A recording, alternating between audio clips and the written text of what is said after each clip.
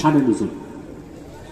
আল্লামা বদরুদ্দিন আইনি উমদাতুল কারি শারহ সহিহুল বুখারীতে তারজামাতুল বাবের ব্যাখ্যায় লেখেন যে রাসূল করিম সাল্লাল্লাহু আলাইহি সাল্লামের জামানায় ১৫০০ বছর আগে হিজরতের পরে আল্লাহ রাসূল সাল্লাল্লাহু আলাইহি সাল্লাম যখন হিজরত করে মক্কা থেকে মদিনাতুল মুনাওয়ারাতে তাশরিফ নিয়ে আসলেন, শাম দেশের ২ জন ইহুদি পণ্ডিত আলেম মদিনা শরীফ আসছে, ওরা ঘুরতে আসছে।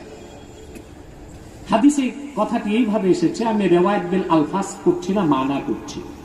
২ জনে আতায়া হিব্রানে মিনাশ শাম ইলা মদিনাতিল মুনাওয়ারা ফালাম্মা আবসারা আল মদিনাতাল মুনাওয়ারা فقال احدهما لصاحبه هذه مدينة آخر الزمان